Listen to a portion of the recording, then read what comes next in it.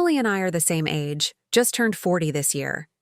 We met back in senior year of college, messed around in that honeymoon class haze for a bit, and then tied the knot before either of us could overthink it. 2 years later, Emily got pregnant, and our daughter Sophie came along. Sure, we bickered about laundry and who forgot to buy milk, but we were one of those couples that always made up before going to sleep. Solid, normal, happy. After graduation, I bounced between a couple of companies, hustled hard, and eventually closed on a 3-bedroom condo of our own. We hired a designer, knocked down a wall, splurged on way too nice fixtures, and moved in like we were royalty. When Emily's maternity leave ended, she snagged a sweet position as a bilingual project manager at a private firm, the kind that flies folks in from overseas for negotiations. Between her new paycheck and mine, the numbers looked great. Vacation? Great. Second car? Great. A few years later, we snagged a weekend house outside town. We each drove something shiny. I never cheated, never drank more than a Super Bowl beer, never lost my temper. Average, decent guy. We planned every vacation together, usually somewhere with powder. I lived for snowboarding, and Emily turned out to be a born skier, so that worked. We earned good money and spent it on good times. That was life. Then, about 5 months back, things got weird. Whenever those international coworkers flew in, Emily started coming home way later than usual. At night, she'd be glued to Telegram, thumbs flying. If she crashed early, I'd sneak a look. Every chat wiped clean. Suspicion chewed at me until I finally installed tracking software on her phone. Next business trip, she hops a flight. I help Sophie with homework, tuck her in, then fire up my laptop. Through the app, I turn on her phone's mic and camera for the next 5 hours. I hear Emily chatting in perfect business English with some guy, glasses clinking like they're toasting. No video. Her phone must have been under a napkin, but the audio was crystal. Then come the sighs, the little gasps. My chest locked up. I called her right then. She answered on the 3rd ring, breathing hard, claimed she was running up the hotel stairs to meet the delegation, hung up, and that was that, until the camera view finally popped on.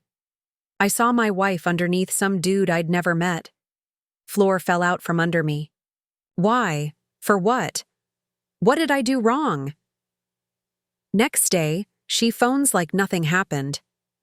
Hey, love, how are my 2 favorite people?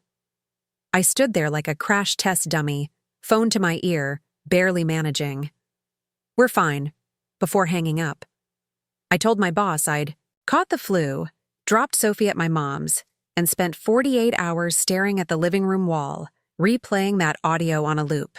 Divorce, blow-up fight, but Sophie. Sunday night, she walked through the door, all smiles. I slept on the couch, claimed a stomach bug, left for work before dawn, copied every file onto a flash drive, packed a duffel.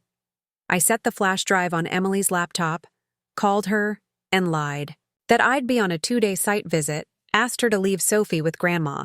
On the way to the airport, I rang my buddy Matt. Bro? Feel like disappearing for a few days? He was in 2 hours later. We were on a red-eye to Vegas. There, somewhere between blackjack and neon, I told him everything. We drank too much. Blew. Too much. Even grabbed a company on the strip, 2 each just to prove a point. In that moment, I felt zero guilt. Emily kept calling. I ignored it, just texted, open the flash drive. Watch every file. An hour later, my phone nearly melted from missed calls, but I wanted silence. After 3 nights, we flew home. I deleted every message without reading a single word. Back in town, I parked in the underground garage, slipped into the condo.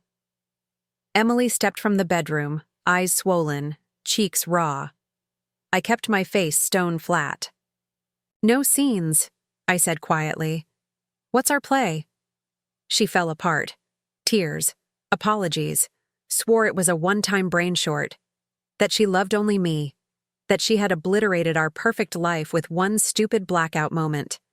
I told her, calm as a weather report. From here on, we're just Sophie's parents. For everyone else, we'll fake okay, but I'm living my life. You live yours. Then I spelled out where I'd been, who I'd been with. She said she understood, would wait as long as it took.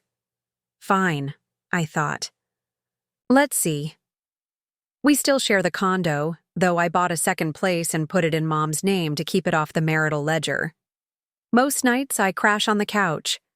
Occasionally, I stage a family bedtime in the master so Sophie feels normal. Emily's tried hugging me twice. I shut it down. We haven't touched each other in a year. Neither set of parents knows a thing. We agreed to one annual family vacation for Sophie's sake. Otherwise, I'm out with the guys, meeting new people, sometimes staying out till dawn. If I want company, I find it. One morning, I left an unopened box of condoms on the coffee table just to watch Emily's face crumple. She bolted to the bathroom, sobbing. I didn't chase her. She keeps her job. Comes straight home now.